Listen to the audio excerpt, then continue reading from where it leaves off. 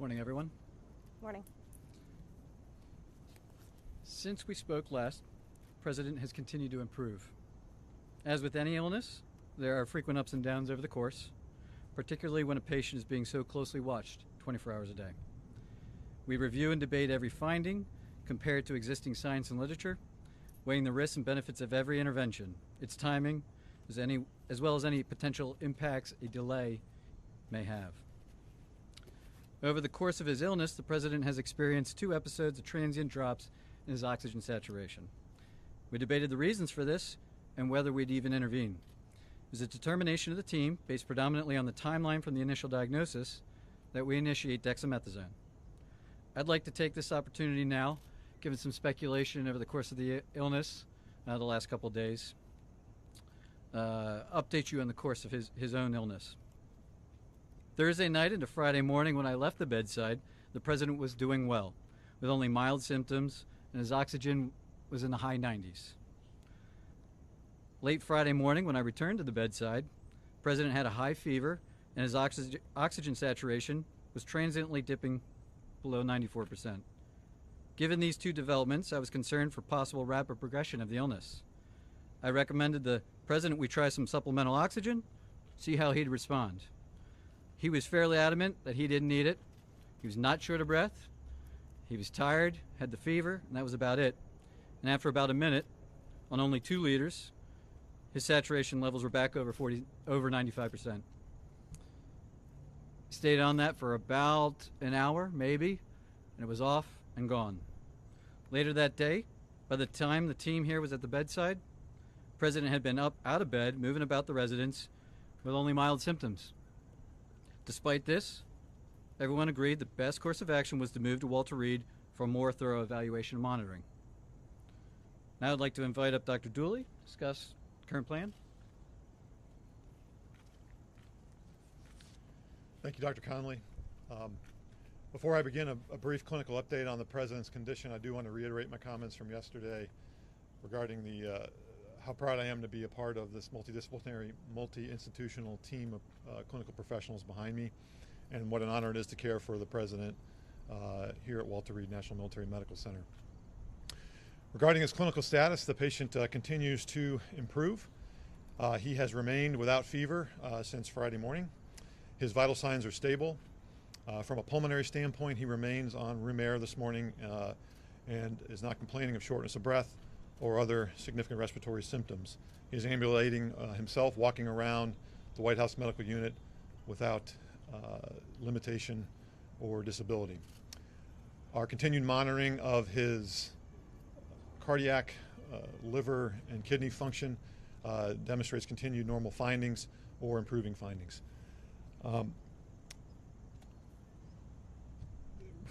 And I'll now turn it over to Dr. Garibaldi from Johns Hopkins to talk about our therapeutics and, again, our plan for the day.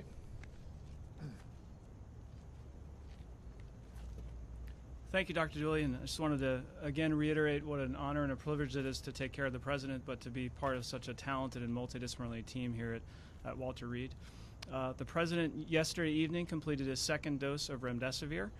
He's tolerated that infusion well. We've been monitoring for any potential side effects, and he has had none that we can tell.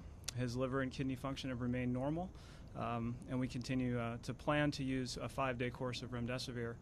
In response to transient low oxygen levels, as Dr. Conley has discussed, we did initiate dexamethasone therapy, and he received his 1st dose of that yesterday, and our plan is to continue that for the time being.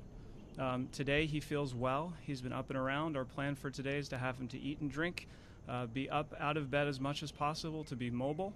And if he continues to look and feel as well as he does today, our hope is that we can plan for a discharge as early as tomorrow to the White House, where he can continue his treatment course. Thank you very much, and I'll turn it over to Dr. Connolly for any questions. Dr. Conley? Just a moment, please. The President wanted me to share how proud he is of the group, what an honor it is for him to be receiving his care here at Walter Reed, surrounded by such incredible talent, academic leaders, department chairs, internationally renowned researchers and clinicians, including the support of Dr. Garibaldi from Johns Hopkins. I'd like to reiterate how pleased we all are with the President's recovery And with that, I'll take your question. Thank you Dr. so much. Conley. Dr. Conley, you said that there were 2 instances where he had drops in oxygen. Can you walk us through the second one? And also, I've got a question for the lung specialist afterwards. Sure. Yeah. Yesterday, there was another episode where he dropped down about 93%. He doesn't ever feel short of breath. We watched it, and it returned back up.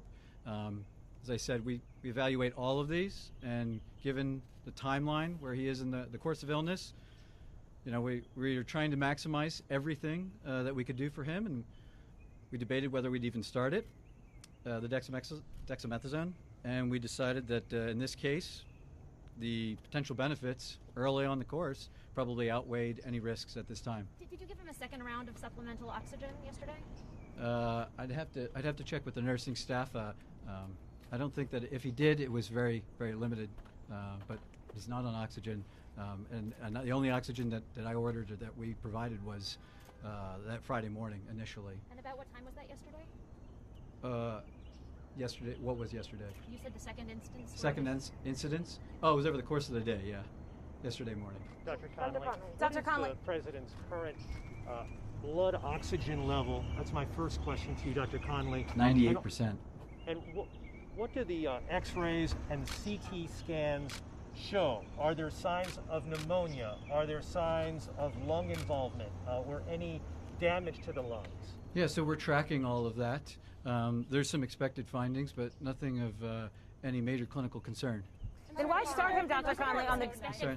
Dr. Conley, why... Ask if his oxygen level ever dipped below 90? We don't have any recordings here of that. That's right. On the dexamethasone, Dr. Yeah, what about here? At the White House or here, anything below 90, just to follow up on her question? No, it was below 94%. It wasn't down into the low 80s or anything. No. So, okay. So on the dexamethasone, the steroids, sir, on the lung function? Yesterday you told us that the president was in great shape, had been in good shape and fever-free for the previous 24 hours. Minutes after your press conference, White House Chief of Staff Mark Meadows told reporters that the president's vitals were very concerning over the past 24 hours. Simple question for the American people. Whose statements about the president's health should we believe? So the chief and I work side by side, and I think his statement was misconstrued. What he meant was that 24 hours ago, when he and I were checking on the president, that there was that momentary episode of the high fever and that temporary drop in the saturation, which prompted us to act expediently to move him up here.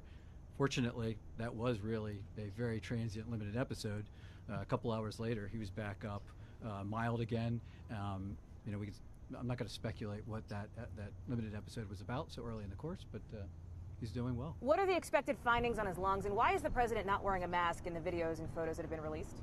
Well, the president wears a mask anytime he's around us, and we're all wearing our N95s, full PPE.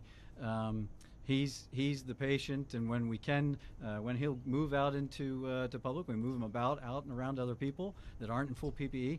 I assure you, he'll as long as he's still under my care, we'll talk about him wearing a mask. And he's in a negative pressure room? And the room is negative pressure? I'm not going to get into the specifics of his care. And can you answer the questions on the lung function question, Dr. Conley? I'm sorry? The lung function question. Can you talk about that and what these expected I findings? would just share that, like every patient, we perform lung spirometry on him, and he's maxing it out. We told him, see what you can do, and it's over 2,500 milliliters each time.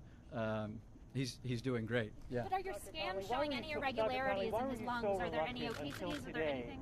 To disclose that the president had been administered oxygen. It's a good question. Thank you. I was trying to reflect the upbeat attitude that the team, the president, that his course of illness has had. I didn't want to give any information that might steer the course of illness in another direction, and in doing so, it came off that we were trying to hide something, which wasn't necessarily true. So here I have it. He is the fact of the matter is that he's doing really well. That he is responding, and as the team said, if everything continues to go well, we're going to start discharge planning back to the White House. That's it. Thank you, folks. Dr. Conley, on his lung scans. This is again. You did this yesterday. Can you please explain what you found on his lung scans? Hey, Chief, you want to clarify? Chet?